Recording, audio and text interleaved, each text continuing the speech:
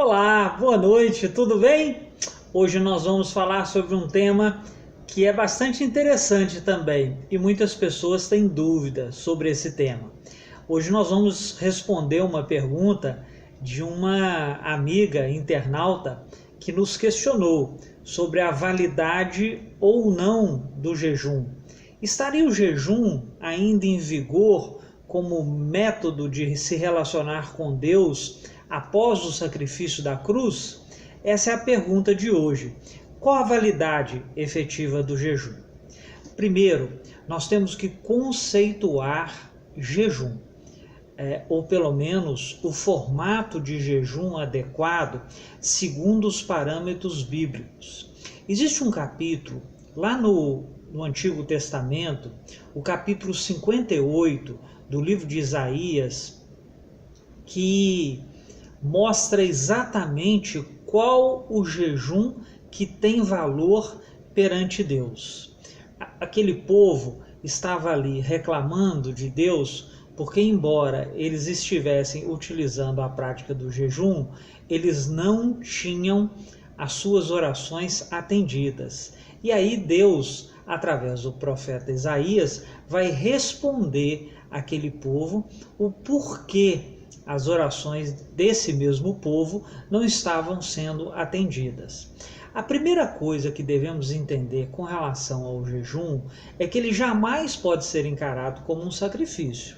Afinal, o grande sacrifício de remissão absoluta dos pecados e de resolução total foi o feito pelo Senhor Jesus na cruz.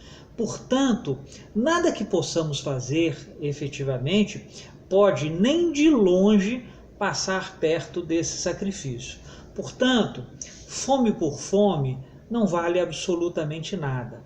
O jejum é, antes de mais nada, um ato de contrição, de devoção, de anulação da carne e não um sacrifício.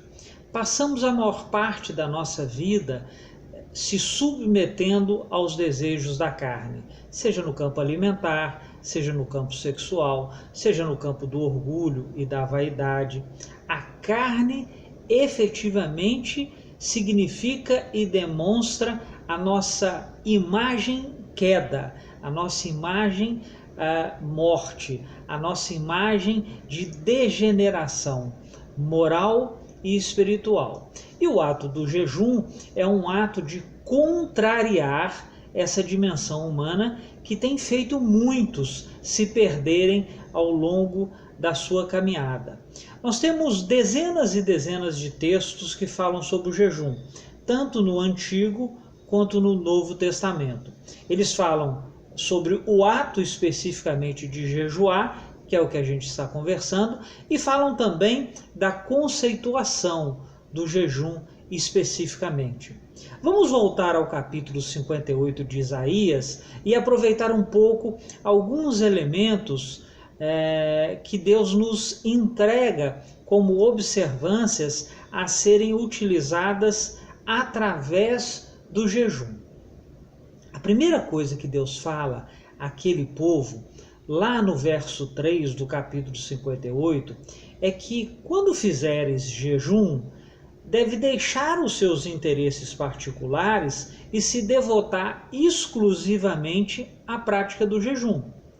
A segunda coisa que Deus fala no verso 4 é que jejuar com pendências no coração, como ódio, como falta de liberação de perdão, não tem eficácia. A terceira coisa que Deus fala é que o jejum deve ser um ato eminentemente de humildade perante o Deus do Criador.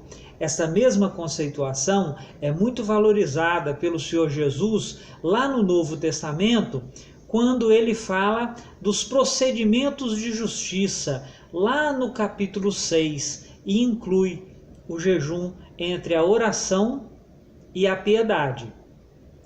A quarta observação que o Deus de Israel faz àquele povo é que o ato de jejuar deve estar vinculado ao ato da piedade, exatamente o que Jesus faz quando vincula lá em Mateus 6 o ato de jejuar à piedade e à oração, criando, junto com a oração e a piedade, um trinômio de relacionamento com Deus, através também do jejum. O quinto aspecto observado por esse texto do profeta Isaías é a caridade. A piedade está na dimensão da afetividade e a caridade está na dimensão da materialidade, ou seja, repartir com o próximo, trazer o próximo menos favorecido e guarnecido para o seu convívio e supra as necessidades desse próximo. Além disso, lá no verso 10 desse mesmo texto, Deus vincula a prática de todos esses atos que mencionamos anteriormente à vitória. Caso você faça um jejum recheado de todos esses elementos, o que Deus está dizendo aqui a partir do verso 10 e continua no verso 11, a sua oração será recebida e também será atendida. E essa promessa se desenrola de forma extraordinária, aonde Deus diz que suprirá suas necessidades no deserto e levará essas bênçãos até as suas gerações futuras. Portanto, Deus, de forma absolutamente clara, diz sobre a importância do jejum e atesta a importância desse jejum, mas estabelece parâmetros bastante claros para a feitura desse jejum. E por fim, no verso 13, que termina esse capítulo de Isaías, Deus faz uma vinculação à guarda do sábado, aos privilégios de guardar o sábado. Mas vamos lá no Novo Testamento para tentar compreender o que Jesus fala sobre o jejum. Jesus, no capítulo 6, como eu disse anteriormente, ele faz algumas recomendações sobre a prática de justiça entre aqueles homens e esclarece 3 práticas de justiça no relacionamento com Deus. Primeiro, conceder esmolas. Segundo, orar. E terceiro, jejuar. Vejam que o jejum está bem presente na nova aliança. Não caducou, como alguns imaginam. Portanto, ser piedoso, permanecer em oração e jejuar são práticas que te se aproximam muito de Deus e são bastante eficazes no relacionamento com Deus e na perspectiva da escuta que Ele possa debruçar sobre as nossas petições, sobre as nossas solicitações. Porém, nunca jejue como troca. Afinal, Deus não precisa absolutamente de nada de cada um de nós. Jejum troca é voto, é outra coisa, e vamos gravar um vídeo sobre isso.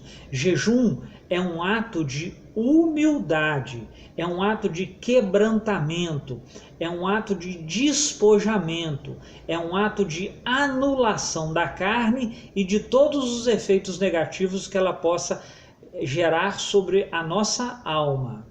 Portanto, jejum não é um sacrifício, mas sim um ato de negação. É preciso entender isso. Muitas pessoas têm entendido o jejum como um ato de troca e têm se perdido nesse contexto.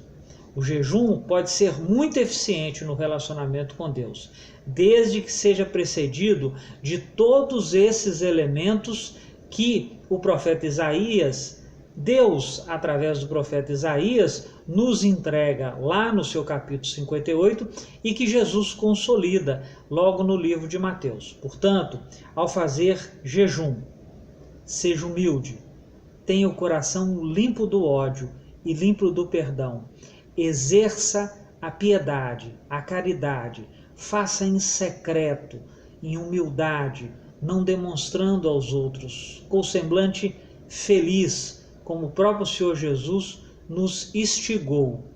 E sempre vincule os seus momentos de jejum ao arrependimento dos seus pecados, ao quebrantamento através da oração. Aí sim, o seu jejum chegará ao supremo e majestoso trono de Deus. É uma prática maravilhosa, a prática do jejum, e muito importante para a vida cristã. Faça uso dela.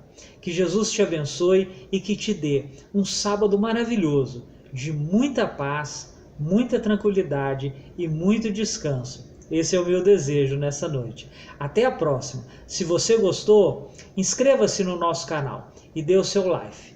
Um grande abraço, que Jesus te abençoe.